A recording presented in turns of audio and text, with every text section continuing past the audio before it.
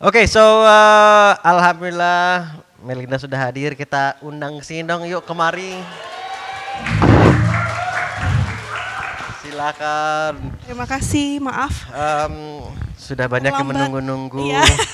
Dan tadi gue juga sudah introduce bukunya tadi pagi. Thank you. Aku nggak usah bawa lagi. Dari mulai Family Constellation dan I Do, ini 2 buku yang luar biasa. Jadi kita, udah ada yang bawa juga bukunya. Nah, ntar saya tanda tangan juga. Jadi kita tuh ada program setiap pagi kita akan bagi-bagi buku. Nah, tapi bukunya ada di dalam sana, ada novel, ada macam-macam. Tapi tadi gue bilang, yang buku yang ini mohon maaf nggak bisa saya bagi-bagi karena sudah tanda tangani sama penulisnya gitu. Nah, dan gue introduce lo sebagai penulis, sebagai terapis, tapi dengan specifically di Family Constellation Certified. Dan inilah Family Constellation ini adalah sebuah, gue bisa bilang metode nggak ya? Metode ya. Betul. Metode terapi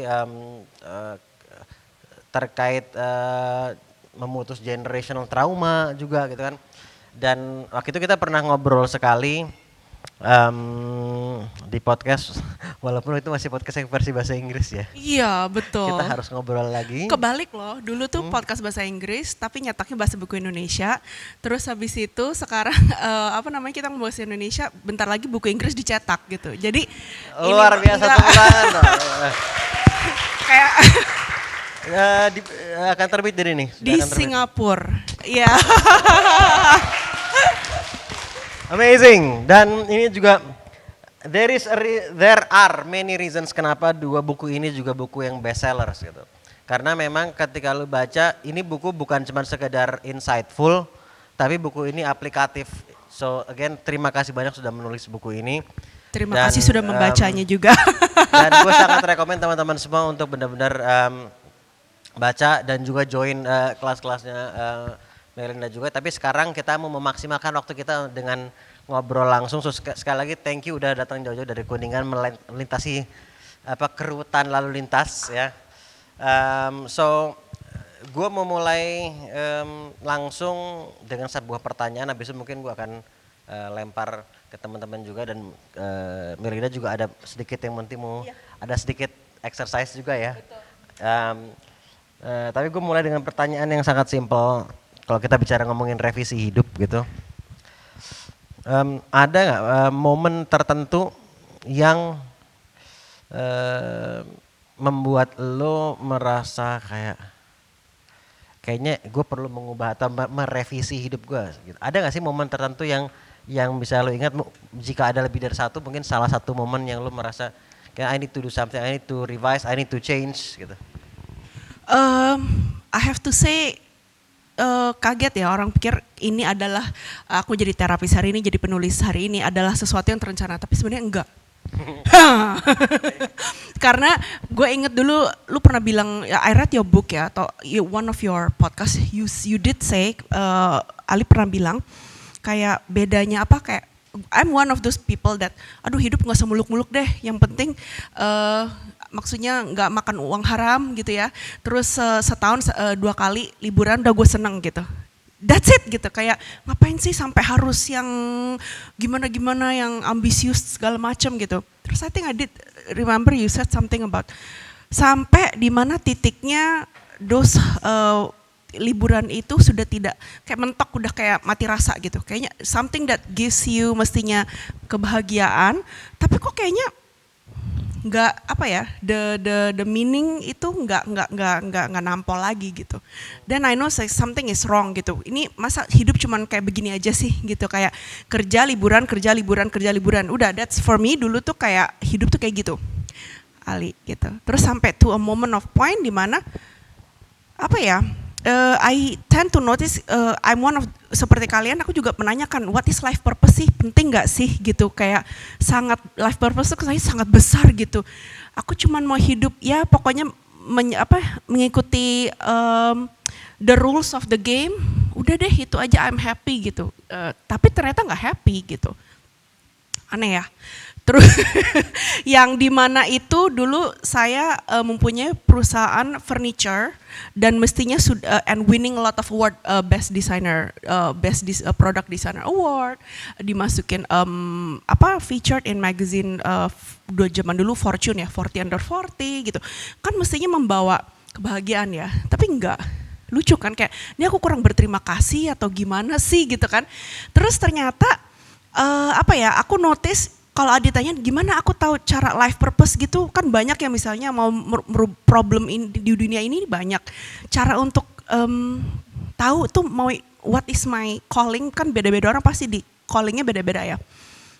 Liatin aja keselnya tuh di mana. Jadi tiap kali kalau misalnya ada berita, ada ya mohon maaf bukan kayak penata negara atau misalnya aku nggak mau ngomongin jelekin pemerintah gitu ya.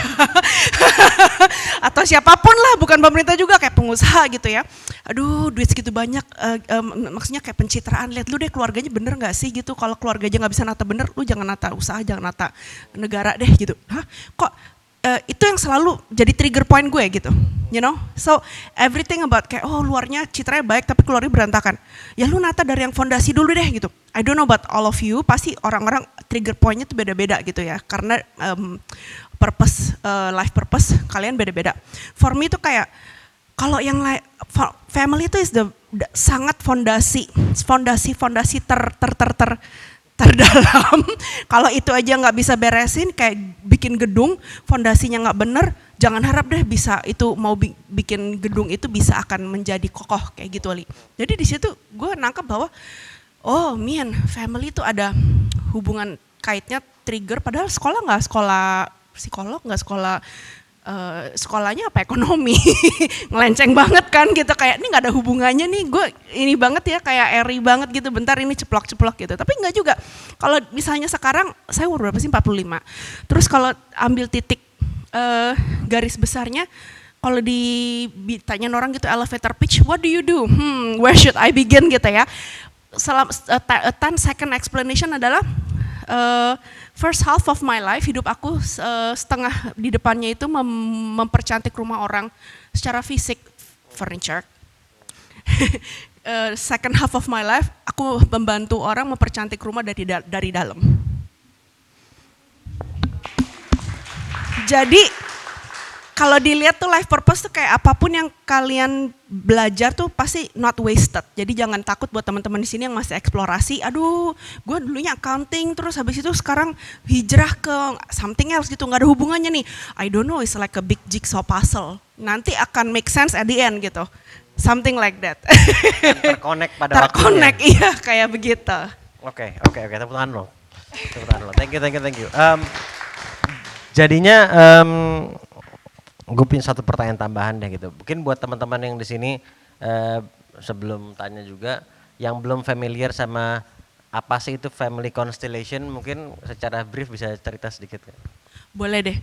Daripada kalau aku ngomong bahasa Jawanya ngalur ngidul gitu ya, karena otak ADHD aku tuh nggak bisa ada terarah. Aku boleh pakai presentasi aja nggak? Biar terarah. Buat di sini ada yang teman-teman yang pertama kali baru tahu family constellation apa? Angkat tangan. Wow, yang udah pernah tahu family constellation, yeay, halo, I see some familiar faces dari dirimu. Oke, aku boleh ngejelasin lewat slide gak ya? Boleh. Family constellation itu adalah salah satu metode pemulihan. Nah, pemulihan apa? Tadi Mas Ali juga udah bilang menjelaskan, itu metode untuk memulihkan trauma antar bergenerasi. Dua hal yang saya mau highlight di sini. Satu, emang warisan trauma itu apa gitu? Dulu saya pikir apa yang terjadi sama orang tua kita, kakek nenek kita udah kayak tutup buku di situ, nggak ada hubungannya dengan kita. Tapi ternyata ada ya yang namanya warisan trauma itu, istilahnya aib keluarga itu yang tidak disembuhkan, apa yang disembunyikan itu akan diteruskan oleh pada keturunannya gitu. Jadi secara nggak sadar kita membawa unhealed trauma yang dibawa keluarga. Itu satu. Kedua, life purpose pada hubungannya sama family constellation dan aib keluarga. Banyak banget, nanti aku akan jelasin gitu ya. Makanya dari kenapa aku sangat terwow dengan metode ini karena saya udah mencoba menjelajahi berbagai macam metode pemilihan, dan menurut saya ini adalah salah satu yang paling efektif gitu, yang bisa ditalikan dengan bisnis juga, keluarga juga, keuangan juga, ya kan? Oke, saya mulai aja. Ini iniin kemana ya, pencet. Oke, sorry. Oke, aku boleh info dulu, nanti at the end of this class akan ada kesempatan pemenang 3 workshop kelas aku yang berikut ini. Oke, kenapa Nili, kenapa? Oke, jadi nanti yang paling nyimak akan ada kuis siapa yang bisa menjawab, atau misalnya yang akan ada pemenangnya, oke? Oke, saya mulai aja. Kira-kira untuk supaya menyamakan teman-teman, saya selalu mulai dengan kira-kira what is the, mau tahu apa sih tujuannya untuk ya kan workshop ini, teman-teman kira-kira apa sih? Aku nggak akan tanya semua, kira-kira ada yang mau berani share supaya bisa menyamakan ekspektasi. What do you want to learn gitu? Halo Ci, perkenalkan nama saya Nabila Gaidazia, asalnya Banjarnegara, dan saya pas baca buku Cici itu kayak this is that I really looking for selama ini gitu ya. Kayak saya banyak banget cari buku healing gitu, dan pas baca bukunya Cici itu kayak merasa oh ini yang saya cari gitu ya. Jadi pas saya mendaftar ke revisi hidup ini, sebenarnya saya memang ada banyak gitu sama ibu saya gitu, dan saya juga merasa kadang ada proyeksi trauma dari ibu saya yang menurun ke saya gitu ya, kayak ibu saya ada trauma dengan misalnya orang kaya gitu atau apa, kok jadi turun ke saya, atau ibu saya merasa tidak cantik, saya juga merasa tidak cantik kayak gitu. Terus kemudian saya juga akhirnya di tahun kemarin saya mengambil pilihan hidup yang berbeda dengan ibu saya, dan ibu saya menentang gitu ya, dan saya ingin ikut workshop ini, saya ingin bisa menjalani pilihan hidup saya gitu ya, walaupun berbeda dengan ibu.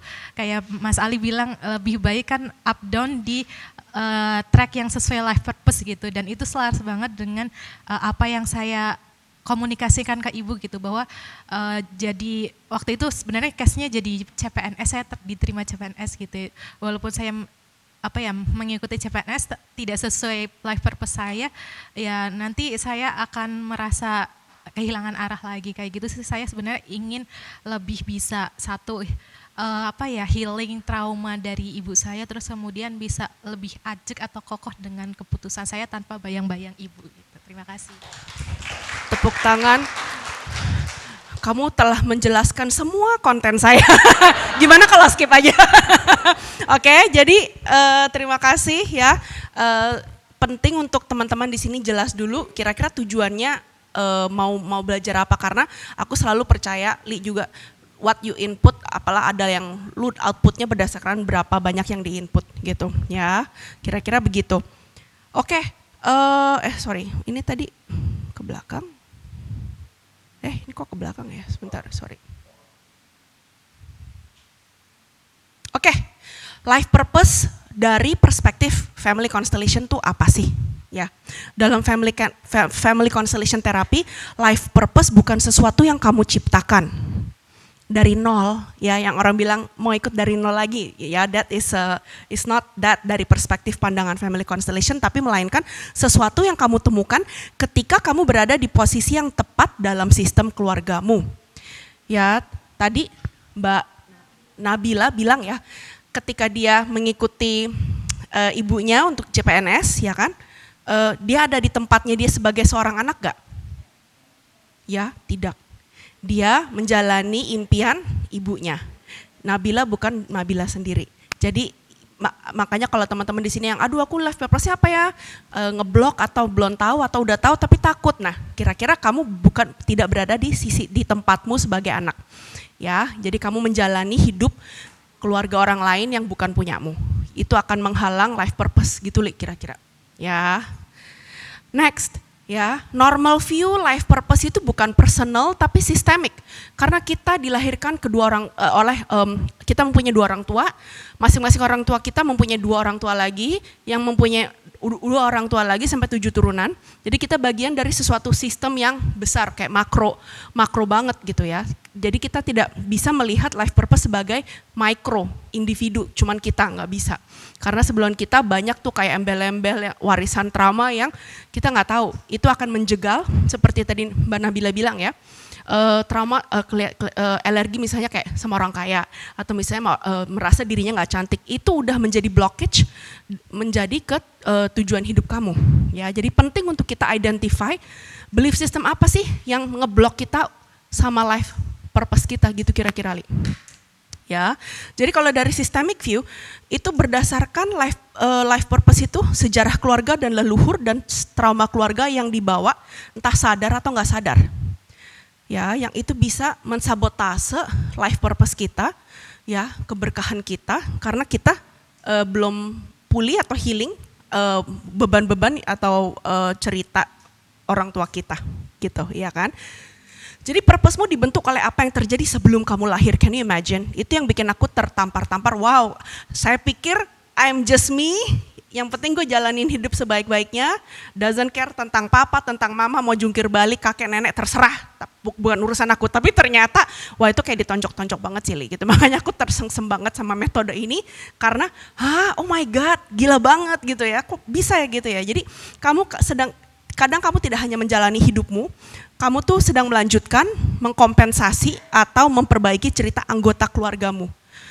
Dimana, of course when you are terlibat sama keluarga kamu sebelumnya, kamu satu, gak punya energi untuk boro-boro jalanin life purpose deh. Gue life purpose apa aja, waktu tidur aja gak ada, boro-boro mikir life purpose gitu ya. Dua, kalau misalnya those of you yang gue tahu nih mau jadi apa, cuman tahu pasti keluarga gak setuju. Ya, I can be that, tapi rasa bersalahnya, sungkannya nanti dicap anak durhaka. Kalau gagal gimana nih? That's the next step gitu ya. Jadi kita harus melalui kayak roadblock di mana rasa bersalah, orang lain gak mau percaya kita, ya kan, meremehkan kita. Bisa nggak nanti kalau gagal gimana? Fears, gitu seperti itu ya. Nah, untuk secara garis besar family constellation apa, aku tidak akan menjelaskan terlalu lebih gimana karena bisa kalian Google sendiri. Tapi family constellation itu founded dan developed oleh seorang psikoterapis Jerman namanya Bert Hellinger dan telah digunakan di 35 negara dan counting karena sepowerful itu, ya kan. Fungsi utamanya apa? Untuk transforming generational trauma. Sekarang Li ada namanya nggak cuma family constellation tapi business constellation. Gila nggak? Jadi orang consult, it is gonna make the consulting method outdated. What you take 2 years untuk kayak kira-kira what doesn't work ya, problem company-nya apa ya, tak gitu, 25 menit selesai, tahu gitu. Oh ini kenapa orang di sini turnover-nya tinggi banget ya, keluar masuk. Nah itu ada kayak alam bawah sadarnya, kenapa nih? Karena sebuah company itu juga punya history, foundernya siapa, dulu baik-baik nggak, pecah baik-baik nggak, ada secret nggak, but that's the topic for another day. Ini kira-kira kayak gini aja ya. Yang saya mau tekanin, what blocks your life purpose? Apa sih yang jadi menjegal tujuan hidup kamu? Ya, tadi Mbak Nabila udah menjelaskan, terima kasih. Menjalani hidup yang tidak selesai milik orang lain, ya. Yang kita pikir itu berbakti, itu bukan berbakti, ya. Anak tanpa sadar mengikuti mimpi orang tua yang tidak tercapai atau membawa beban pengalaman bisnis gagal keluarga. Ya, ketika kita ada orang tua atau kakek nenek, paman yang pernah bisnisnya gagal, itu akan menjadi di balik kepala kita bahwa ketika kita lebih sukses daripada mereka, kita merasakan rasa bersalah.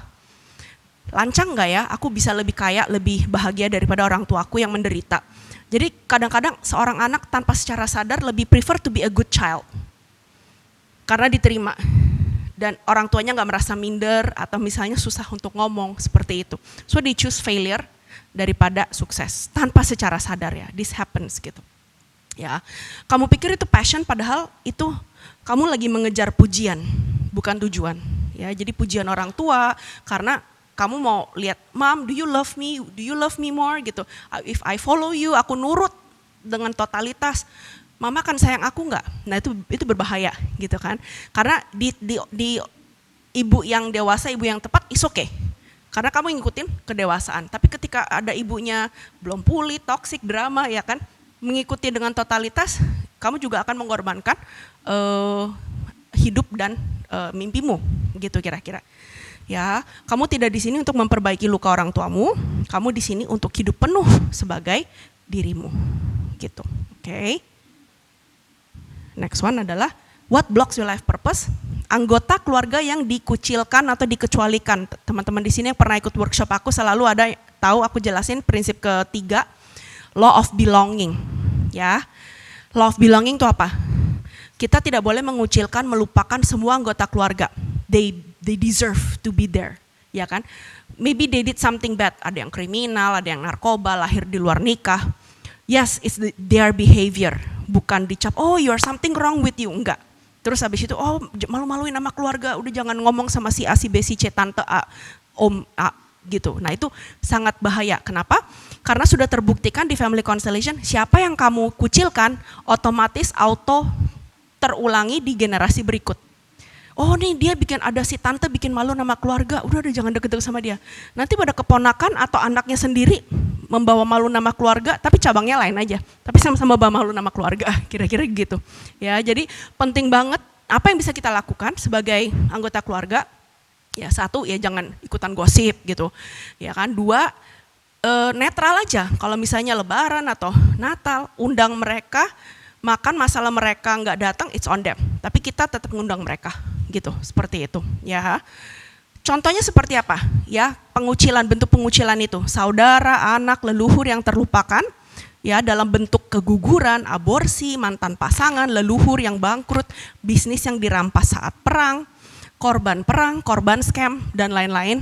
Itu akan kalau tidak diakui dan diminta maaf ya ini terjadi gitu ya, itu akan turun lagi, nanti keturunannya jadi korban, jadi silang begitu. Kalau di atas kita leluhur ada yang pelaku salah satu ini, di bawah akan menjadi si korban. Kebalikan, kalau misalnya di atas kita leluhur kita ada korban salah satu ini, di bawah pasti nanti pelaku. Pintar, somehow cross silang seperti itu, ya kan. Jadi penting banget aib itu jangan disembunyikan, aib itu disembuhkan gitu, ya kan. Efeknya kamu bisa, nah ini, merasa kehilangan arah, tidak punya tujuan atau menyabotase kesuksesan karena sistemmu berkata jangan lupakan mereka. That's it. The moment you remember them, include them, somehow life purpose, gue suddenly tahu mau ngapain nih di hidup gue. Because you're no longer attached, entangled ke cerita mereka. Oops, kira-kira begitu. Oke, the last one. What blocks your life purpose? Pertukaran peran orang tua dan anaknya yang sering banget aku lihat di negara Asia. Ya, namanya parentification. Yang mestinya dewasa nggak jadi dewasa, yang harusnya jadi anak-anak dipaksa dewasa belum pada waktunya. Ya, so imagine, contohnya seperti apa? Ketika kamu menjadi penopang emosional, mediator, wasit, dan tulang punggung bagi orang tuamu, itu namanya yang role reversal parentification. Ya, what happen ketika kamu menjadi penopang, wasit orang tuamu, kamu yang menggendong ibumu, yang seharusnya besar jadi kecil, yang seharusnya kecil jadi besar. Sehat gak? Ya, gak sehat kan? Oke. Jadi di ilmu family constellation, systemic constellation bilang bahwa dinamika orang tua anak yang sehat adalah cinta itu mengalir dari orang tua ke anak. Parents give, children receive. Dan pemberian sayang itu hanya satu arah. Dari buyut ke orang tua, ke kamu, ke cucu, ke cicit, ke air terjun. Satu arah. Meaning apa? Cinta tanpa kondisi.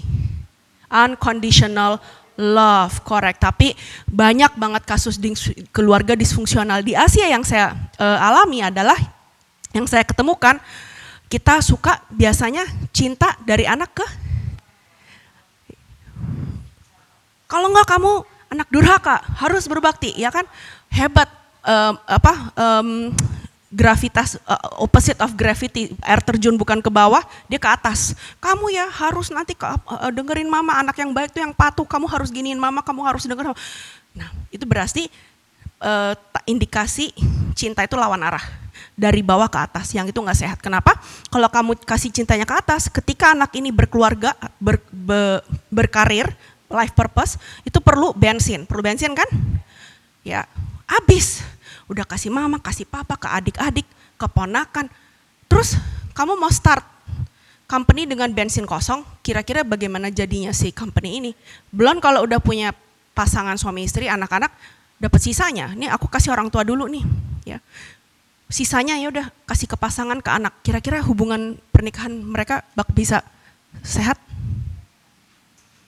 Gitu. But this is for relationship class.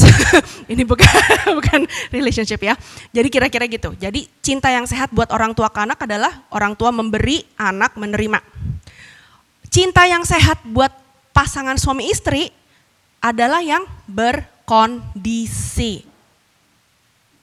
Meaning equal give and take. What do you guys bring to the table? I bring this, what do you bring? Oh transaksional banget kamu, enggak itu sehat. Karena gue bukan ibumu, gue istri lu gitu. Yang bisa kasih unconditional love hanya orang tua lu. Kira-kira begitu, ya kan? In dysfunctional marriage, kebalik-balik tuh. Pasangan minta unconditional love dari, lu harus cintain gue apa adanya, gak bisa, mohon maaf gue bukan bokap lu, bukan nyokap lu. Minta sama orang tua lu, that is the healthy one, ya kan? Tapi di dysfunctional keluarga, si orang tua nuntut anaknya, kamu harus jadi ini, kamu harus dengerin mama, kamu harus kasih papa ini. That is the condition yang untuk diberikan kepada pasangan, bukan ke anak. You see how that is dysfunction seperti itu, oke? Jadi when you do that, kamu tumbuh menjadi terlalu bertanggung jawab, mudah burnout, ya, kehilangan arah karena energi mengalir ke belakang, the past, sedangkan life purpose goal adalah in the future, ke depan. Kamu jalan gini, tapi kamu gini nih, gitu. Ya, kira-kira life purpose gampang nggak ketemu kalau kamu jalan begitu? Begini nih, gini terus, gitu. Oke, so be mindful. Oke, apa yang terjadi saat kamu selaras?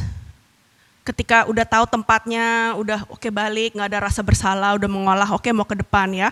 Kamu merasa lebih ringan, tenang, less burnout. Meaning beban emosional berkurang, kamu punya energi hidup untuk carry out your life purpose, untuk menjalankan life purpose kamu. Ya, keputusan menjadi lebih jelas, tidak merasa bersalah. Kamu berhenti overthinking soal purpose, nggak takut lagi, no fear. Kamu mulai bergerak ke masa depan secara alami. Ya, purpose tidak lagi terasa seperti tekanan, pressure, tapi seperti magnet yang menarikmu ke depan. Gitu. Okay, so that's the difference. Okay, the truth most people don't want to hear. Kebenaran yang tidak banyak orang mau dengar adalah kamu tidak kekurangan atau bingung dengan purpose-mu. You all know what you want to do in life. Gitu. Pada dasarnya. Ya, kamu hanya membawa terlalu banyak beban, sampah, pertimbangan yang bukan punyamu. Ya, satu kampung kamu bawa semua tuh, kamu pikul. Ya, so imagine you walking towards your purpose, terus kayak, aduh mau nggak ya? You just wanna rest, you just wanna, aduh gue mau tidur deh, udah, aduh life purpose, udah maybe next lifetime, ya udah deh, nggak penting gitu, ya kan? Seperti itu. Melihat ke arah yang salah, yang tadi aku bilang, kamu begini, life purpose kamu di sini, kamu lihat tuh begitu, ya.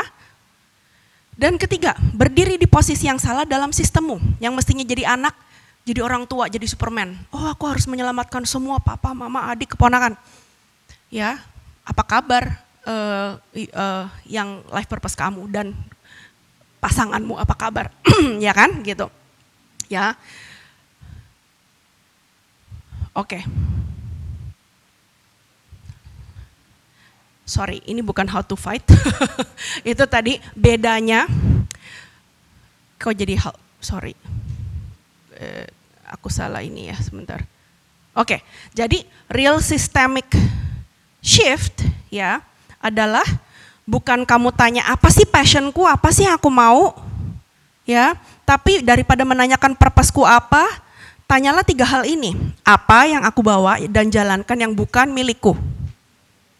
Ya kayak tadi Mbak Nabila, impian orang tua jadi CPNS. Dia telah menjawab pertanyaan pertama. So she's closer to her life purpose because dia bisa menjawab, oh ya, dia bisa mendiferensiasikan. Oh ya, ini punya mama nih, bukan ini harapan mama bukan aku. Gitu, ya kan? 2. Kepada penderitaan siapakah aku ada loyalitas buta. Ada yang namanya loyalitas buta, karena sebagai anak kalau banyak keluarga yang gagal bisnis atau nggak pernah menjadi sukses, kamu akan merasa melancang, bisa bahagia lebih sukses daripada kedua orang tuamu. Dan kita secara nggak sengaja akan mensabotase hal-hal untuk yang bikin kita sukses, seperti itu, ya kan? Jadi contohnya aku kasih contoh seperti ini. Setiap anak hanya lahir mau disayangin orang tuanya, menjadi anak yang baik. Bener di sini ada nggak yang lahir-lahir saya mau menjadi anak durhaka? Nggak ada kan? Gue mau jadi anak yang baik loh, yang bisa diterima keluarga gue. Gimana nih? Mohon maaf. Ketika seorang anak dilahirkan keluarga yang misalnya satu keluarga pencuri semua. Orang luar kira-kira lihat obatnya gampang kan? Gimana anak ini supaya bisa, wah kalau misalnya anak ini ada satu yang menjadi penegak hukum misalnya, kita akan tepuk tangan, yes finally somebody jadi cycle breaker, memutus rantai, nggak pencuri semua, dia jadi penegak hukum misalnya. Tapi kebayang nggak kalau jadi anak ini yang penegak hukum? Tiap hari sama orang tuanya bakal diapain? Bego lu ya, kakak lu nyolong lu malah masukin ke penjara. Anak macam apa nggak bisa bantuin adik lu nyolong lebih baik, malah semua dilaporin dimasukin penjara. Kira-kira kamu mau nggak menjadi dia jadi cycle breaker, menjadi leluhur yang sangat baik, tapi jadi anak durhaka yang tiap hari bakal dimusuhin keluarganya. Susah nggak kira-kira? Susah-susah gampang loh menjadi seorang yang Nabila tadi bilang, saya mau menjalani purpose saya yang beda dengan orang tuanya. Kira-kira seperti ini kasus ekstrimnya. Orang lain gak bakal ngerti, ngeremehin kamu until you become successful. Which I don't know when, seperti itu ya. Jadi penting banget di sini teman-teman kalau mau menemukan life purpose, beranilah menjadi leluhur yang baik daripada anak yang baik. Karena those two are not mutually exclusive. Oke, seperti itu. Oke.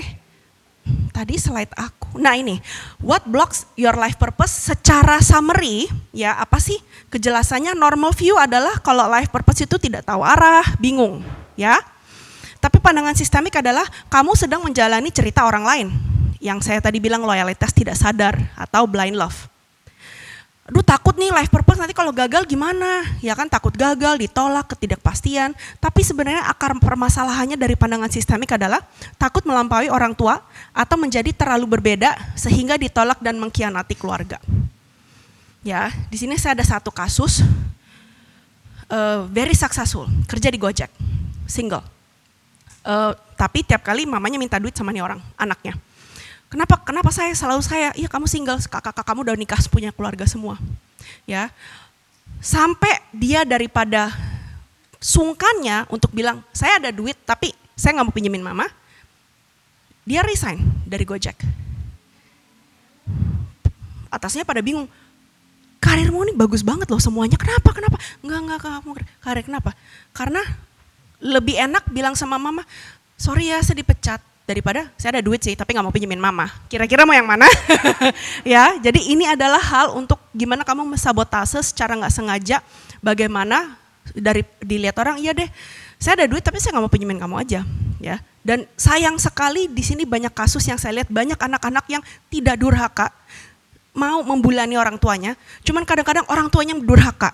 Mohon maaf. Jadi keperluannya tuh bukan keperluan basic, Mas Ali. Not listrik, not kesehatan, not makanan, but is gaya hidup, buat arisan, buat, mohon maaf, keluarga simpenan bokapnya, istri simpenan dan anak-anak. That is not the person's responsibility. Tapi kalau anak ini bucin, Dad please love me, semua dikasihin. Gitu. Jadi it's up to the person, kamu mau lawan rasa bersalah ini atau batasan sehat, say yes, Pak aku cuma cukupnya segini, aku ikhlasnya segini. Sisanya nggak ada, aku perlu tabungan aku biar pernah, kamu kan single, nabungan apa? Aku mau merit, aku mau punya rumah cicilan ini. Jadi kamu harus melawan rasa bersalah itu ketika kamu tahu bahwa ya kamu sudah melakukan dan memberikan yang sepenuhnya, seikhlasnya gitu. Mau orang lain bilang apa, terserah gitu, oke? Terus tentang masalah motivasi, malas, prokrastinasi, bener nggak? Kadang-kadang orang bilang, aduh kamu tuh malas banget prokrastinasi, but it's not a laziness problem.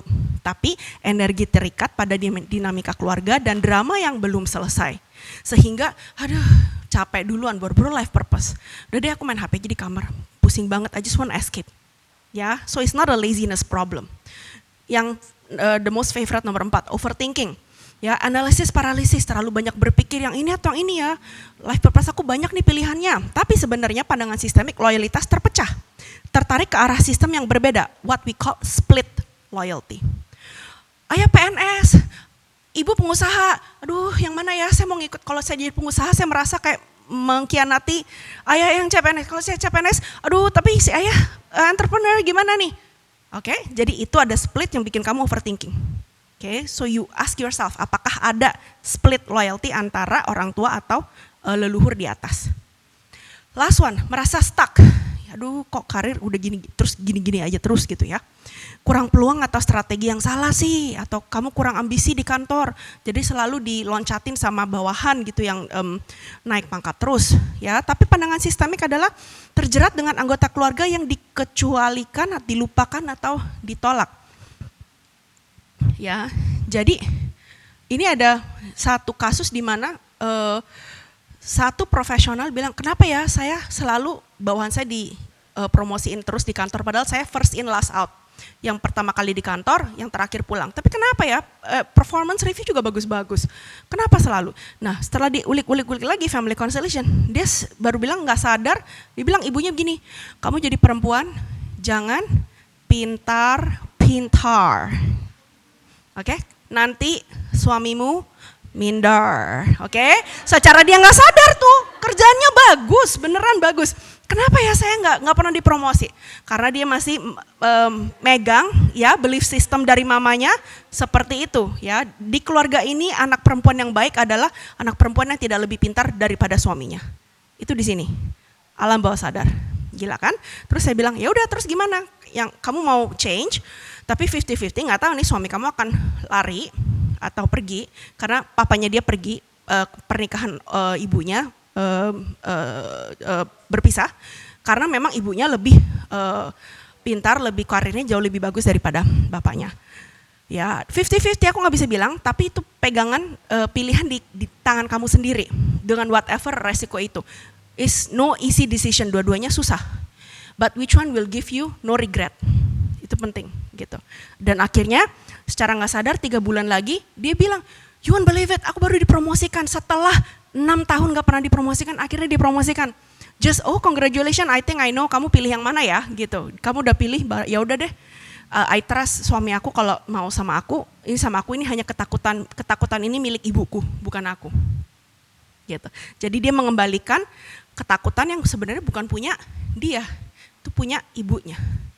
Gitu. Jadi constellation work kira-kira seperti itu, identifying nih fear siapa, kecemasan siapa yang kamu pegang yang sebenarnya bukan punya kamu, seperti itu, ya kan? Oke, I think that's about it. Mas Ali, kalau mau misalnya toilet break, sebelum nanti kita akan do the immersive atau terusin Q&A atau gimana? Lu enaknya gimana? Kita tanya jawab atau ke aku bisa tanya jawabnya setelah pelatihan supaya mereka ada boleh, materi untuk ditanya. Jadi ada exercise dulu. Betul, please betul. Oke. Ya, untuk exercise ini berikutnya karena family constellation biasa itu adalah metode role play. Kenapa? Role play adalah aku suka metodenya karena bisa membypass alam bawah sadar kalian.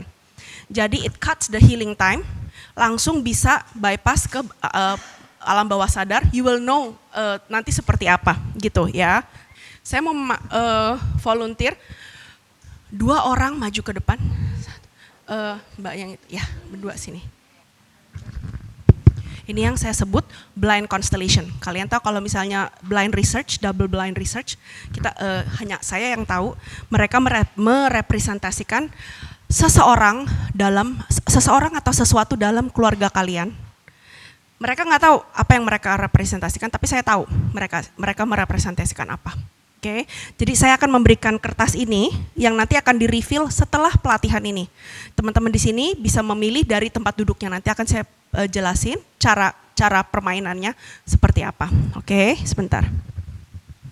Saya ingin kalian taruh di kantong, jangan dilihat. Juga taruh di kantong. So from now, both of them are representing seseorang atau sesuatu dalam keluarga, sistem keluarga. Ya, 1, 2. Teman-teman di sini silakan menatap muka mereka dari tempat duduk kalian, rasakan rasa di badan. Suddenly, kok kayak aku kayak rasanya pingin deket ya sama, nggak tahu nih orang merepresentasikan apa, pingin deket aja. Atau, mbak ini kesannya dingin banget, aku kayak nggak mau deket-deket. Suddenly badan mengatakan begitu, ya. Jadi ikuti kata badan, karena badan kita ini jauh lebih pintar daripada yang kita kasih kredit, ya. Jadi lihat sosoknya, apa yang badan katakan.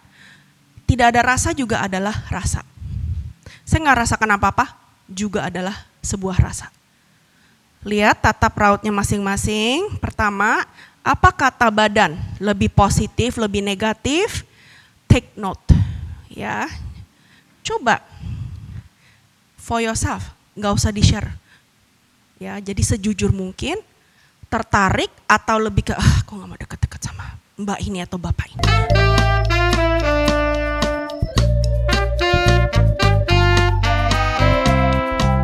I close the curtain, sweating, shaking all over. Imagine you're here, I'm looking up at the door.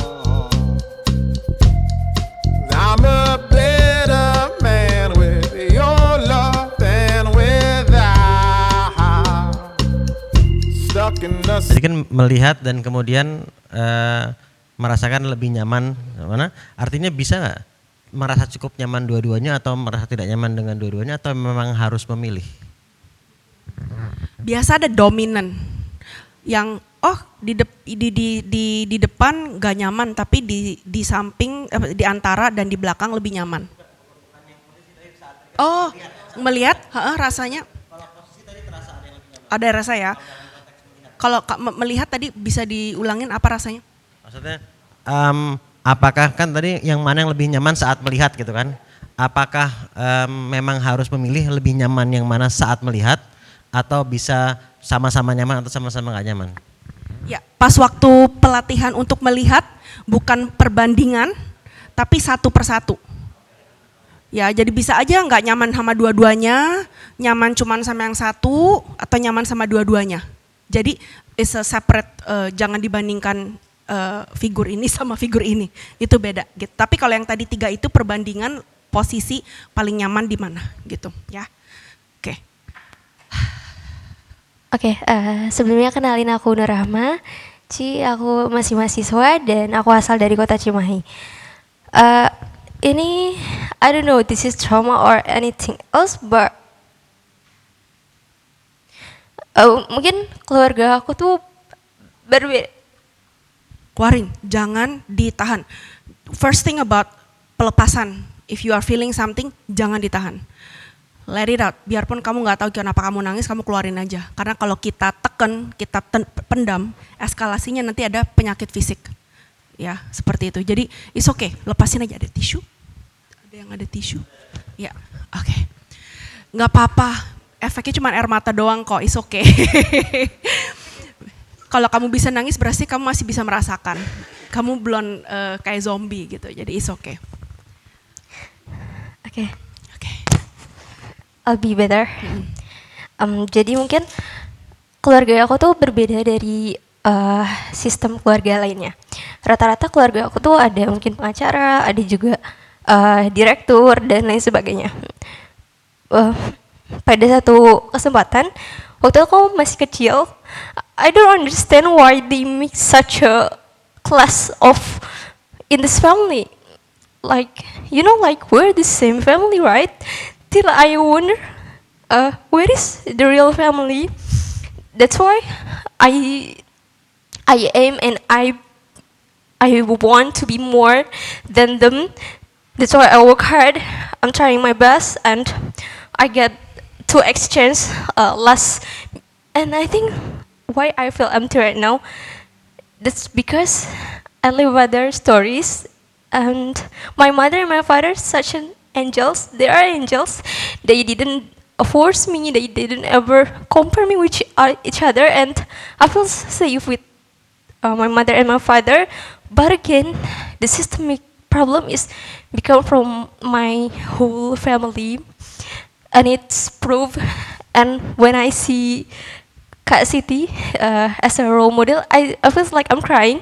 I don't know why, because there's such a wounds. There is some problem, internal problem with my family that impact to my mother, and it's happened so long since I child till now. They are mungkin harta gono gini yang dipermasalahkan, dan itu ditanggung oleh ibuku sendiri. And when I see her, like, oh my god, my mother was so great. Dia sudah keluar dari sistemik yang kacau itu, dan dia membentuk aku pada hari ini. Hingga akhirnya orang tua aku tidak pernah memaksa aku mau jadi apapun. Even mereka mungkin sekarang concern di agama, mereka yang penting, okay, you can search, follow your heart, what you want to learn. Dan itu yang bikin aku cukup lega, karena orang tua aku tidak seperti sistemik itu. Bahkan mereka sangat mengapresiasi apapun yang aku perjuangkan selagi itu untuk nilai kebermanfaatan bersama. Dan itu mungkin yang mau aku sampaikan. Dan aku masih belum mengerti kenapa itu menghambat life purpose aku, dan gimana ya aku bisa menyelesaikan, karena honestly aku nggak tahu tiba-tiba kayak gitu. Gak apa-apa, berarti ada, kalau saya boleh merangkumkan penjelasan, ada pertengkaran antara keluarga besar harta gono gini, sehingga mama atau ibu yang membereskan masalah ini semua. Nah, siapa yang berebutan harta gono gini itu antara siapa dan siapa? Antara nenek tiri dan kakak-kakak ibu. Oke. Ya. Oke. Seperti itu ya, jadi rebutan harta gono gininya seperti itu. Di systemic constellation dan family constellation, akar masalah perebutan harta gono gini ada beberapa. Salah satunya bukan rebutan harta gono gini, tapi rebutan cinta. Karena tadi bilang ada nenek tiri, berarti ada istri yang lain sebelum atau sesudah nenek. Ya, jadi ketika rebutan, kesannya anak yang rebutan, sebenarnya anaknya nggak rebutan hartanya, tapi cuma mau rebutan cinta si bapaknya ini yang punya istri banyak.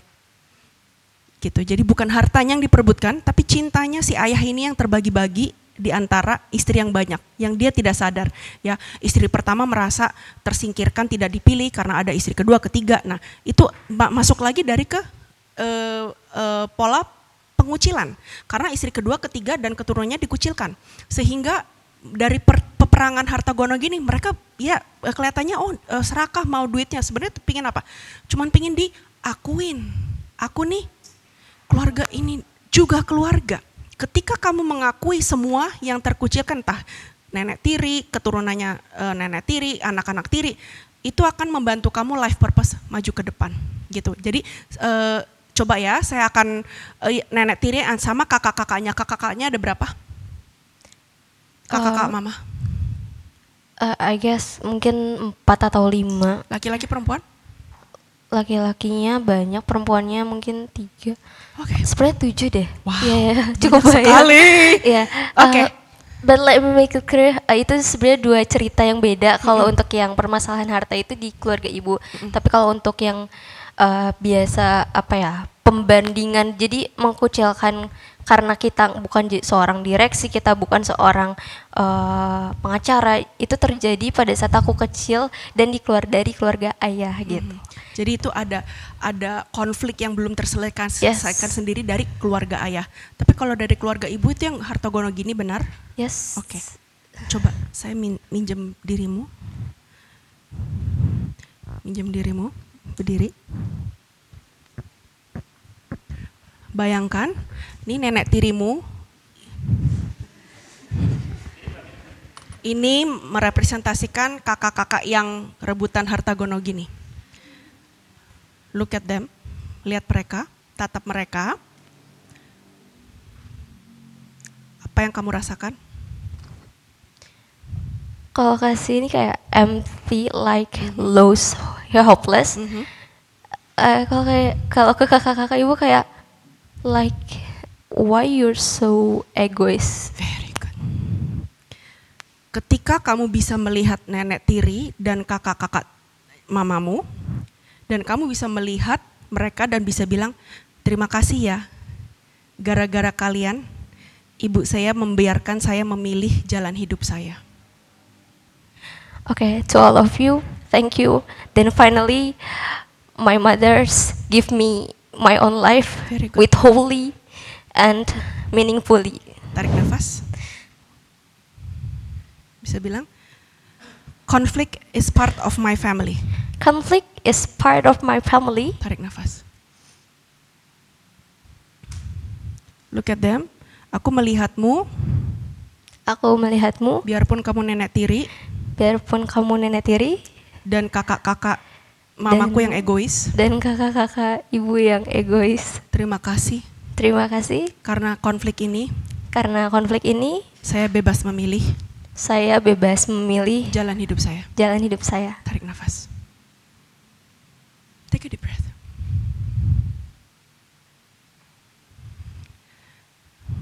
Lihat itu, ibumu bilang, very good, there you go. Very good, very good. Bisa bilang, ibu, ini pelajaran hidup ibu. Ibu, ini pelajaran hidup ibu Yang membereskan yang udah ngeberesin harta gonogini. persoalan hal tersebut. Very good. Tarik nafas. Look at her. Your life is your life. Your life is your life, I cannot rescue you. and I cannot rescue you. Tarik nafas. Very good. Tarik nafas. Bilang, my life is my life. And my life is my life. Aku akan mengenang ibu Aku akan mengenang ibu dengan kesuksesanku, dengan kesuksesanku, dengan caraku sendiri. dengan caraku sendiri. Tarik nafas. Very good. Tarik nafas. How do you feel now? I feel better. Tell her, apa yang bukan punyaku, Apa yang bukan punyaku, aku akan mengembalikan ke ibu. aku akan mengembalikan ke ibu. Very good. Tarik nafas.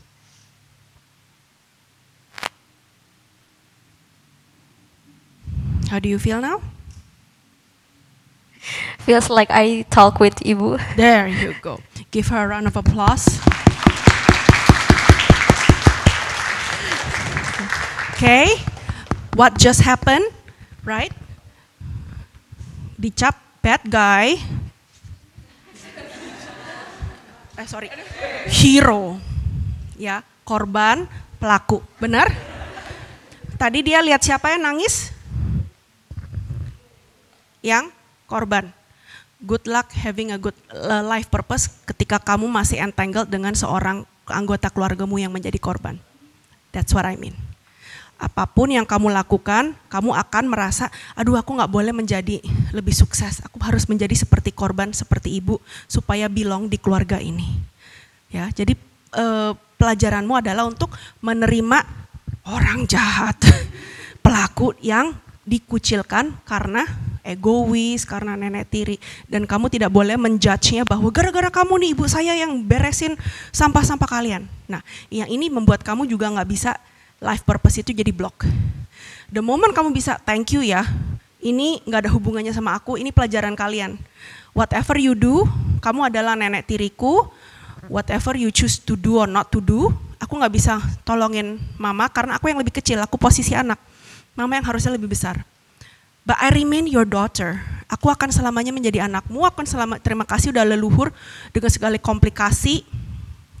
Aku telah ada di sini hari ini, seperti itu. Jelas ya? These two, give them a round of applause, bisa duduk lagi, silakan. Oke, aku akan mereveal tadi apa? Angkat tangan yang tadi memilih berdiri di depan paling aman, paling nyaman di depan di sini. 1, 2, 3, 4, 5, 6, wow sedikit sekali, 7. Oke, look at this room, 7 ya, Li. Oke, siapa yang paling nyaman di tengah, di antara sini? Di sini ya, oke, very good. Siapa yang paling nyaman di belakang sini tadi?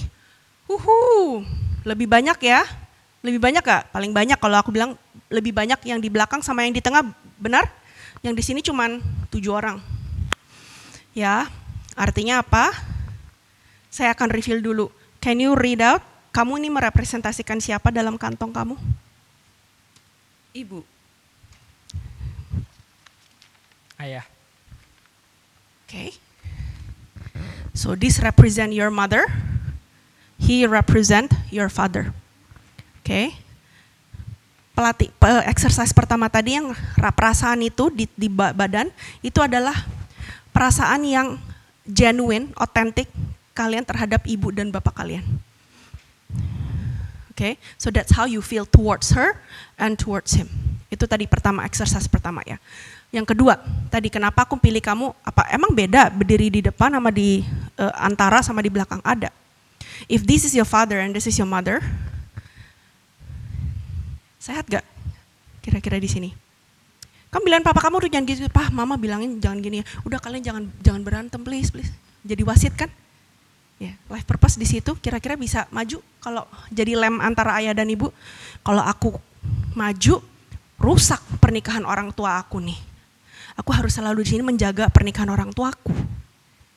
Ya, so we cannot talk about life purpose karena kalian masih menjadi penengah, wasit, mediator di sini paling nyaman. Oke, nggak sehat. Kalau di sini, jreng, kalian yang melahirkan ibu dan bapak kalian. Ya, the back belongs to ancestor. Leluhur berjalan di belakang, keturunan berjalan di depan. Ya. Di sini, wow, we call this position big little one. Big little one di mana? Are you out of place? Mestinya yang paling sehat di depan. You're free. Aku nggak usah, nggak ada, oke. Why? Don't worry, papa dan mama kalau berantem pun, I trust them, aku percaya mereka adalah seorang dewasa yang bisa berantem dan menyelesaikan masalahnya sendiri sebagai seorang dewasa. Ya, banyak orang tua tuh kamu bilangin papa kamu gini-gini, yang orang mestinya dewasa aja nggak bisa tahu cara solusinya, you think kamu yang kelihatannya aja badannya dewasa, ngerti gimana untuk solusi pernikahan orang tuamu. Ya.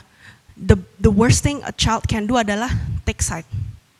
Duh mama kasihan deh papa jahatin mama terus. Congratulations, kenapa? Cinta anak tadi orang tua memberi cinta, anak menerima cinta. Kita punya berapa orang tua? Ayah dan the moment ayah menjahatin ibu, saya nggak mau sama ayah, sebel. Salah siapa itu cinta tidak mengalir? Yang nolak siapa? Ayah yang nggak cinta kamu atau kamu yang nolak ayah?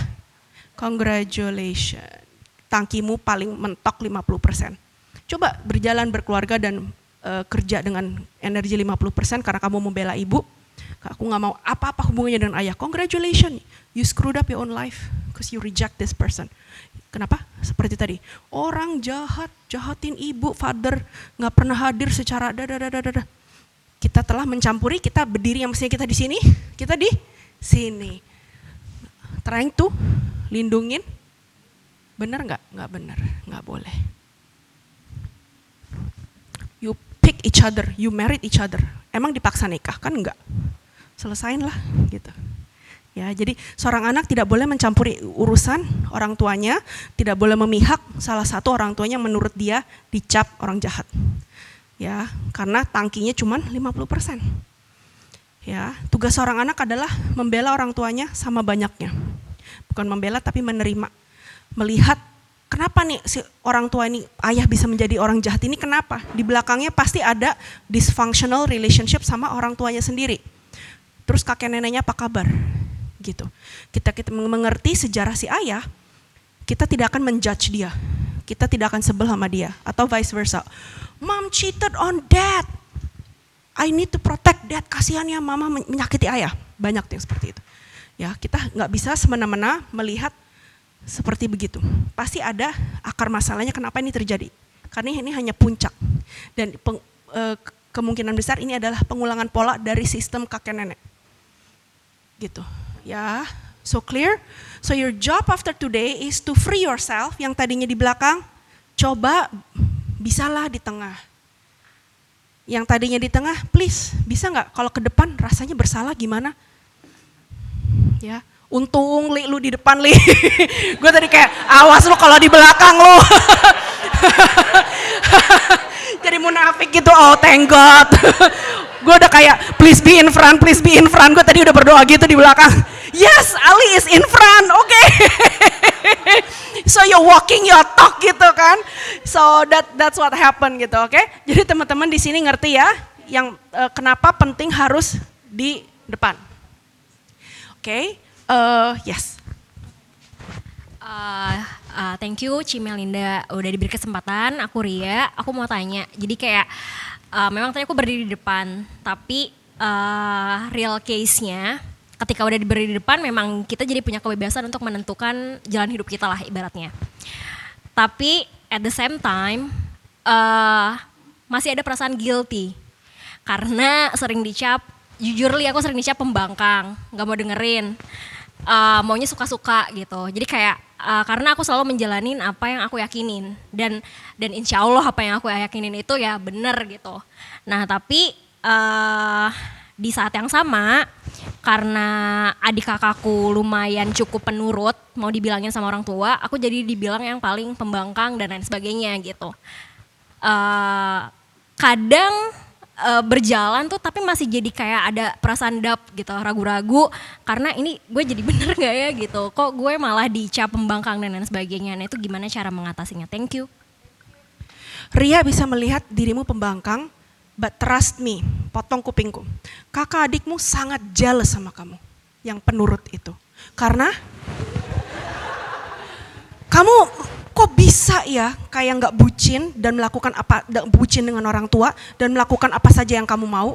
You have total freedom dan kita sendiri takut banget untuk menjadi seperti dirimu. Jadi kamu adalah idola kakak dan adik seorang pembangkang ini. Ya, jadi selalu bilang, aduh aku nih biasa anak tengah atau anak yang tidak, oh my God, baru mau bilang, ya anak yang tengah atau anak yang terabaikan, orang tuanya nggak pay attention, ada misalnya anak favorit atau golden child. Berbanggalah, kenapa? Karena you have what they couldn't. Freedom, ya nggak tahu sih salah atau enggak, tapi gue berani mencobanya. So what you do ketika you feel guilty, keep moving forward, biarpun itu salah atau enggak. Karena itu berdasarkan keyakinan kamu. Kenapa? Kamu menjadi contoh adik kakakmu, menjadi pembuka jalan, babat alas. Guys, nih nggak ada yang, kamu tidak akan bisa lebih kurang ajar daripada diriku. Yo coba walk your life purpose. Nih udah kasih contohnya nih, kakak udah sampai sono tuh gitu. Right? So they will inspire looking at you. Oh iya, kalau dia bisa, maybe one day aku akan coba ya apa yang Ria lakukan, barangkali aku bisa kayak dia. Karena mereka penurut, jadi harus ada satu orang titik di mana mereka turut. Right now, nobody start yet. Apa yang mereka turut nggak bisa gitu. Singkat padat. Ya, Silakan. terima kasih Ci Melinda ya atas tadi juga sebenarnya agak ke-trigger juga ketika ada praktik tadi. Cuman pengen tapi kayaknya waktunya yang kurang panjang juga. Ya, pertanyaan saya cukup singkat sebenarnya. Ketika orang tua kita sudah banyak menerima doktrin, entah itu agama, entah itu budaya, akhirnya kita yang menerima doktrin yang disodorkan kepada kita. Ini saya percaya juga, kayaknya benar juga Karl Marx ini. Agama adalah candu gitu. Maksudnya ketika orang tua terlalu banyak menerima doktrin agama, akhirnya anak yang pengen berjalan sendiri ini ngerasa gak enak terus. Bahkan mungkin baru aja beberapa hari yang lalu mungkin ya. Ya ini semoga gak termasuk menyebar aib ya. Saya lagi mengerjakan sesuatu, ibu saya minta tolong sesuatu, saya kebetulan nggak bisa, akhirnya ibu saya entah ya mungkin dianggap guilt tripping atau seperti apa, akhirnya saya ngerasa bersalah, mau nggak mau saya tinggalkan kerjaan itu. Nah akhirnya mungkin dari awal sampai sekarang saya ngerasa gimana ya, saya bisa menjalani hidup tanpa merasa tertekan dengan doktrin agama ataupun apapun itu. Ya itu, terima kasih. Terima kasih. Baru saya bikin post tentang religious trauma dan doktrin kepada orang tua dan anak di IG ku, silakan dicek sendiri lebih ininya postnya. Tapi gimana? Begini, ketika orang tua mengasuh dengan pola guilt tripping, ya, membuat kamu merasa bersalah, itu balik lagi itu conditional love atau unconditional love? Oke, berarti tidak sehat. Nah, berarti bukan kamu ngejudge ibu kamu, tapi biasanya kenapa agama ini dengan orang tua kita, nggak semua agama, maksudnya agama itu baik, semua agama baik yang mengajarkan cinta kasih, ya. Tapi kita harus aware, sadar mana yang doktrin, mana yang ajaran. Kadang penafsirannya di tangan misalnya pemuka agama yang masih banyak lukanya, wah jadinya ngawur gitu ya kan. Jadi kita mau milih-milih pemuka agama tuh penting banget yang ini udah lukanya udah pulih belum, dia kerentanan nggak, dia kesadarannya tinggi nggak, sehingga tidak menjadi doktrin. Ya, kenapa orang tua sangat berpedoman kepada agama? Biasanya pola asuh orang tua zaman dulu yang banyak terabaikan karena anak-anaknya banyak, ya kan, mereka terlantar atau terabaikan. Mereka cenderung tertarik sama religion yang tambah banyak kontrolnya, tambah banyak aturannya, tambah suka. Kalau kita kan kayak banyak banget sih aturannya, enggak, mereka suka. Kenapa? Itu seperti memberikan struktur pada hidup mereka yang nggak ada strukturnya, karena tidak terurus di rumah. Jadi itu membuat mereka seperti rasanya terarah, tambah dilarang, tambah banyak kamu nggak boleh gini, nggak boleh gitu, nggak boleh. Dalamnya tuh rasanya relief. Oh, ada yang terarah nih. Nah, jadi bukannya religion itu tugasnya untuk menyembuhkan, mendekatkan kita kepada Tuhan. Mereka tidak memulihkan luka pada orang tua masing-masing. They replace their parents with the perfect parents, which is pemuka agama, the perfect God, the perfect father. Ya, akhirnya luka pengasuhan luka masa kecil sama orang tua sendiri tidak diproses. Ya, dia tidak tahu gimana cara berdebat sama anak ketika kalau misalnya nggak nurut. Padahal di fungsi keluarga yang baik, perdebatan itu sehat. Ya, karena anak punya kepribadian sendiri, pasangan punya kepribadian sendiri. Nah, ketika anak, ya bukan salah mama kamu juga karena dari kecil tidak dicontohkan bagaimana menghadapi perdebatan. Ya, itu merasa seperti terserang. Oh, berarti saya salah, orang tua nggak boleh salah. Ya, jadi kalau ilmu itu aku bilang namanya ilmu pokoknya. Pokoknya aku mama kamu dengerin aku. Pokoknya kalau kamu nggak nurut agama kamu ke neraka. That's it. Karena mereka tidak diajarkan bagaimana ilmu berdebat. Ya, yang tadinya mau mendekatkan jadi tambah jauh. Bahayanya ketika kamu terus-terusan nih, kamu pikir kamu mencintai ibu kamu dengan kamu drop everything terus bantuin mama. Tapi itu yang namanya aku bilang paradox effect. Kamu lama-lama akan membenci mamamu. Bukan sayang loh. Padahal kamu drop everything nih. Ma, aku bantuin. Tapi dia bilang, kenapa sih? Kayak cinta tuh diancam kan. Guilt trip itu kan ancam. Kamu pilih kerjaanmu atau aku. That's not love. That's blackmailing. Ya, lama-lama kamu tambah jauh sama ibumu. Ya. Banyak pasien aku yang seperti begini, diterusin nih dalam 10 tahun, tiba-tiba dari ekstrim kebaktian yang salah arti itu, sampai saya sudah mengorbankan semuanya, sama ibu masih belum puas, masih belum cukup, saya nggak mau ketemu ibu lagi selamanya, cut. Jadi dari ekstrim dekat sampai estrangement, gue nggak mau lihat lagi, udah pokoknya semacam gue keharusan berbakti sama ibu, udah pokoknya Natal atau Lebaran setahun sekali. That's not love, that is obligation, that's not a connection. Jadi aku selalu bilang, ya mending marahnya dicicil daripada disimpan berudak. Nanti kamu suatu hari berkeluarga, beristri, anak, kasihan siapa? Istri sama anak kamu. Karena kenapa? Kamu tidak berani marah pada tempatnya. That's always biasanya kasihan, biasanya pasangan dan anak-anaknya yang kena. Karena kenapa? Orang tuanya nggak berani marah sama orang tuanya. Ya, yang bikin durhaka bukan omelan ocehannya, tapi omelan yang udah dipendem sekian lama sampai yang keluar kata-kata kasar. Kita mau mencegah kata-kata kasar itu keluar. Yang mau kita cicil ya, jangan COD, cash on delivery itu bahaya. Semua nggak bisa terkontrol ya cash gitu. Ya kita cicilan, installment. Marah ngomong kayak Ria, ya nih ya udah deh nggak setuju ya nggak apa-apa, tapi she keep walking. Biarin mau dicap anak durhaka. Ujungnya her relationship with the mom bakal lebih healthy. Minim dia nggak akan potong connection sama mamanya karena udah sering berantem berkala. Jadi berantemlah berkala. Supaya kenapa? Mencegah pemutus hubungan. Yang mau kita putus rantainya bukan hubungannya. Ya, so Ria show a very good example. Dia marah-marah, dia nggak bisa komunikasi. At least ya udah deh, gue stubborn, gue diem aja. Tapi dia jalan terus. If she don't walk forward, jadi penurut, she will resent her mom more. Dia akan sebel sama mamanya lebih. Karena she blame the choice. Mama sih, aku kan mau jadi penurut. Ya kan, siapa suruh lo jadi penurut? Kan gak ada yang suruh lo jadi penurut. Lo yang pilih sendiri jadi penurut. Whose fault gitu. I've seen this so many times in marriage, in careers. Ya udah pilih deh pasangan yang di okein papa mama. Tapi sendirinya nggak serak. Itu orang tua antar orang tua yang serak tapi anak-anaknya nggak serak. Akhirnya apa? Nikah di belakang punya simpanan lagi. Sama-sama nyenengin. Win-win kan dengan secara nggak langsung. Sayang, yang kasihan siapa? Anak-anaknya. Karena pilihan pertama nggak direstuin, ya udah kamu nikah pilihan papa, oke. Nanti balik lagi sama pilihan sendiri. Ya, itu yang disayangkan karena tidak berani.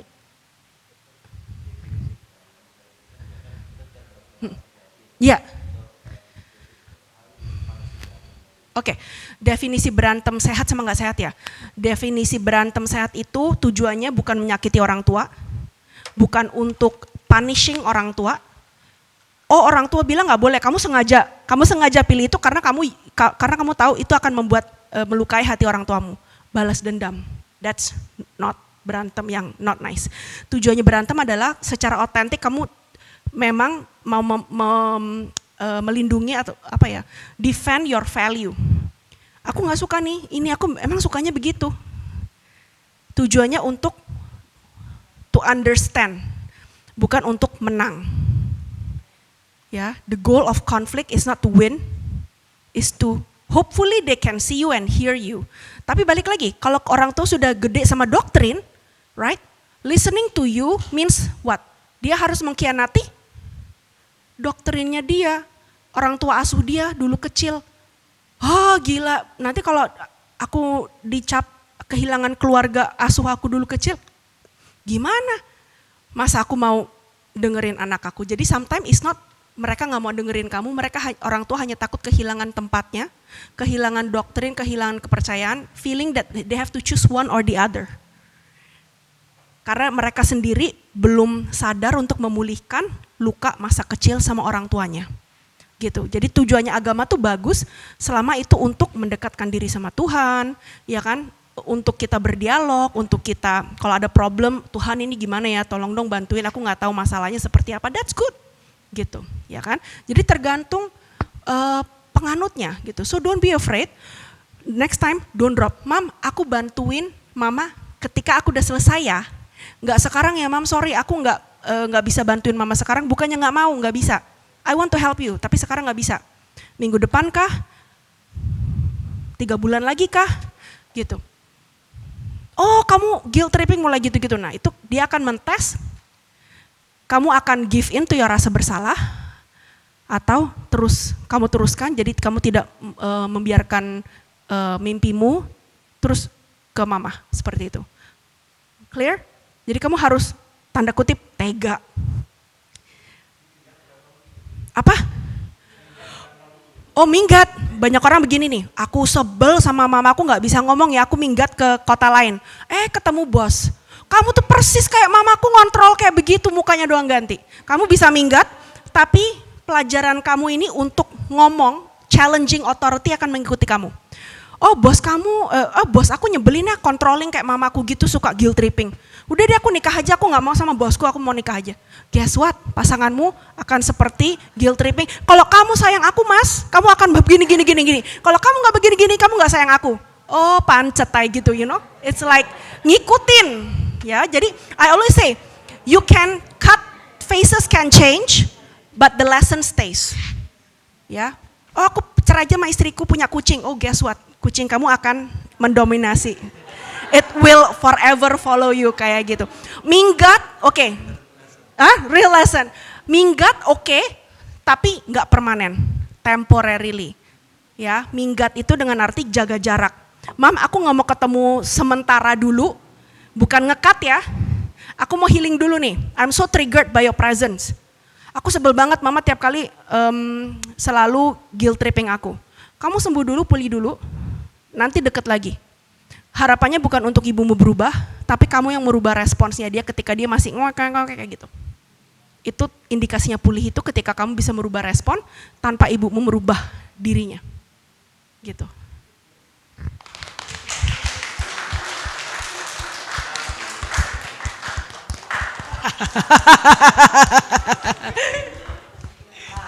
Ha.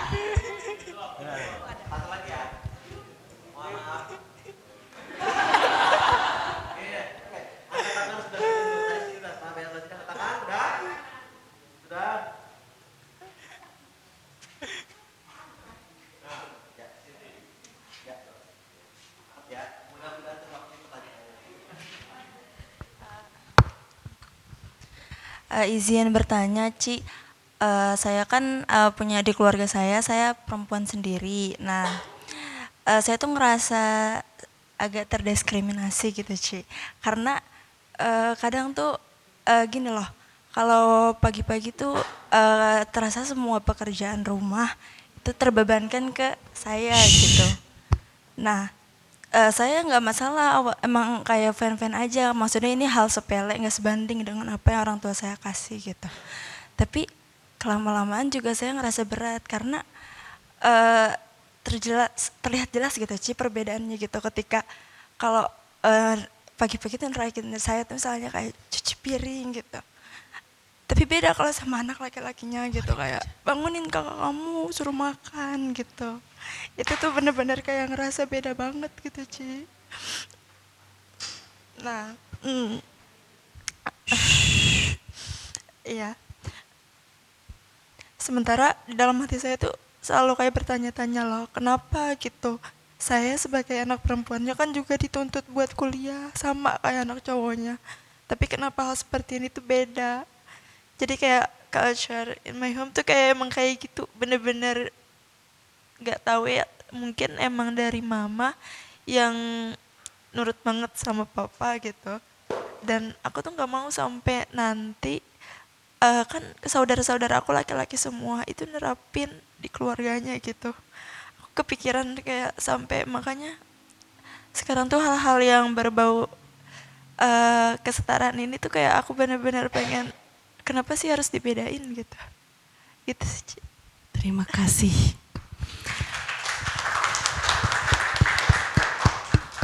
Oke. Patriarki ya. Oke. Ini namanya siapa? Alaya. Oke. Alaya. Aku di sini ada dua dinamika yang tidak sehat. Satu, kamu antar saudara dan kamu antar orang tua. Kenapa nggak sehat saudaranya? Karena ada perbedaan gender, ya. Yang laki-laki di special treatment, yang perempuan dibedakan, ya. Jadi aku selalu bilang begini, oh perang saudara atau misalnya nggak bisa get along, biasanya salah orang tuanya. Oke, kenapa? Mereka ada loyalitas, oh saya kubu papa, saya kubu mama. Ketika papa mama berantem, saudara ikut perang. Ya, jadi kadang-kadang kalau misalnya yang kalian di sini punya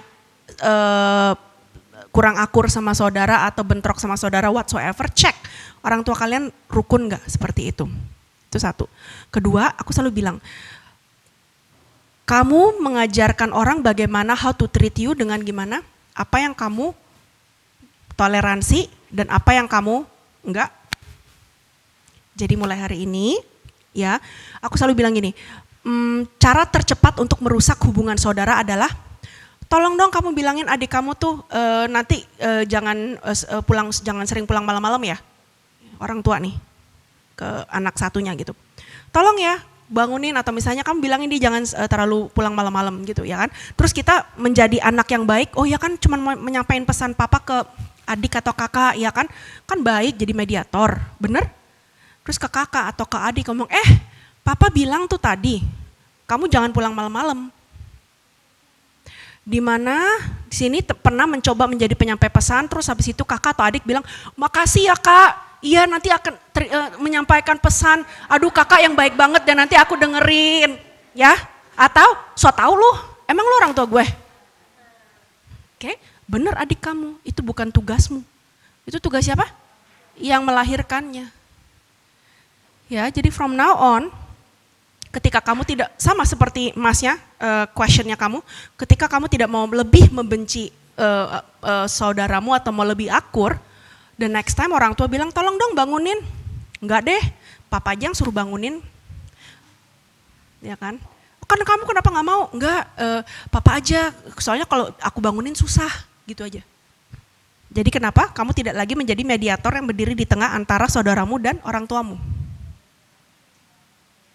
Mama aja yang bangunin, papa aja yang bangunin, sorry. Aku udah coba bangunin, gak bangun-bangunin, papa aja deh. Ya, itu dites namanya keteguhan kamu ketika kamu mau equal treatment, it starts from you. You don't wait, you demand it. You don't wait passively, kok gak ada orang yang memperlakukan aku seperti setara? No, you start.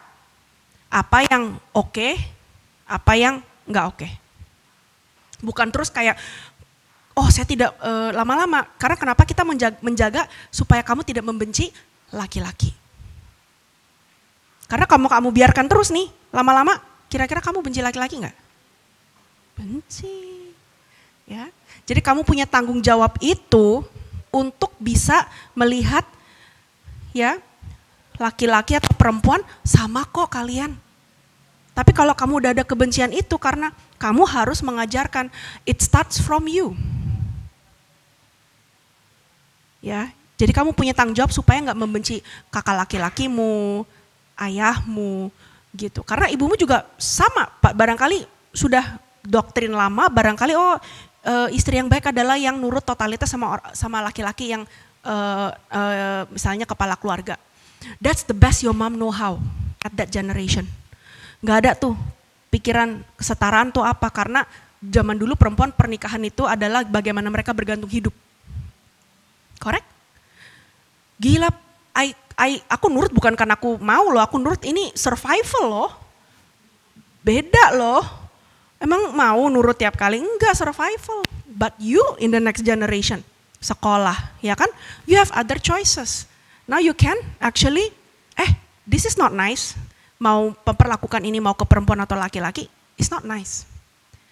So you do better. Kenapa? Karena mama papamu nggak tahu kesadaran itu, frekuensi itu. Adanya di estafetnya di diri kamu. Gitu. Sekarang now that you know it, are you still gonna wait and somebody give it to you? Atau nggak mau ya, mohon maaf, papa bangunin aja sendiri. Dia mah nggak akan mau aku bangunin. Nggak tahu tuh nggak bangun papa dia yang bangunin. But don't wake him.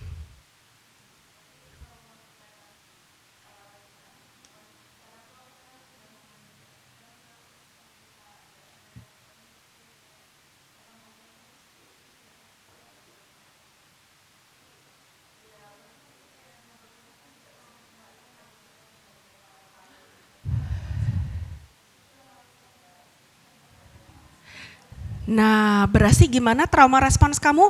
Minggat, menghindar. Kira-kira problem akan selesai kalau begitu? Tidak ada. Kamu minggat pun nanti kamu akan menarik bos yang gendernya perempuan, kamu ambilin minum. Oh nanti ya, udah deh, itu kan kerjaan sekretaris, perempuan aja, yang laki-laki nggak usah duduk. You will attract bos yang patriarki juga. Ya, jadi menghindar is not the way out. Ya, bilang kalau mereka anggap bercanda, mah ini nggak bercanda, kamu nangis di depan orang tua. Kok sensitif banget sih, lebay deh kayak gitu aja nangis. It's okay to let them know this is serious. Aku nangis ini bukan main-main. Gak apa-apa, kamu harus siap dicap lebay. That's your next healing progress adalah kamu dicap lebay gara-gara kamu nangis di depan mereka. Daripada kamu tidur nggak mau bangunin, that's not progress. Oke? Ngerti? Jadi your next progress adalah seperti dia, dicap, pembangkang loh. That is progress, itu dulu. That is what growth looks like. Karena kalau kamu terus gini, you will hate man, you have problem with boss, you have problem, kamu akan menarik orang yang kamu sebel. Nanti kamu menarik pasangan yang patriarki juga. Nggak mau kan? Exactly. Mending jadi pembangkang kan? That's it. Okay? I hope I answer your question. Okay? Thank you.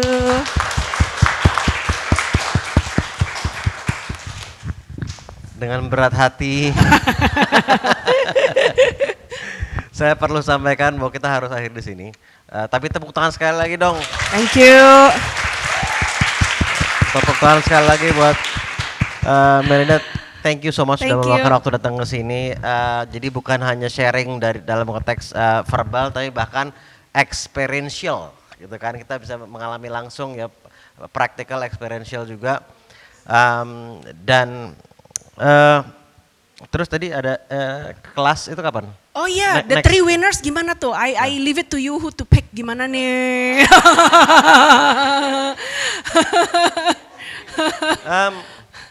Sebetulnya gue mau usul begini. Gue usul, ini kelasnya kapan? Masih Juli sih. Masih Juli? Ya, oke. Aisyah mohon maaf ya. Gue sampaikan, karena kan Aisyah lintas batch, ini kan kita akan mengutamakan yang batching ini dulu ya. Tadi kan ada 4 orang, yang satu Aisyah itu batch sebelumnya alumni, hai, thank you sekali lagi, dan semua alumni. Jadi yang 3 yang tadi yang udah maju ke depan, gue rasa itu bisa yang dihadiahkan. Tapi juga make sure bahwa tadi yang bertiga siapa aja tadi? 1, 2, nah Jakarta semua atau kan dari, Di Jakarta. Aman. Nah, Kalau yang solo bisa diganti, aku ada online, tapi masih di bulan Agustus nanti di note aja. Jadi satunya maybe you can give it to her. Offline bisa, tapi mau datang Juli.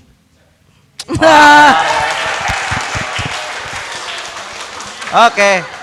Alhamdulillah, problem solved. Okay, so thank you so much. Tepuk tangan sekali lagi dong.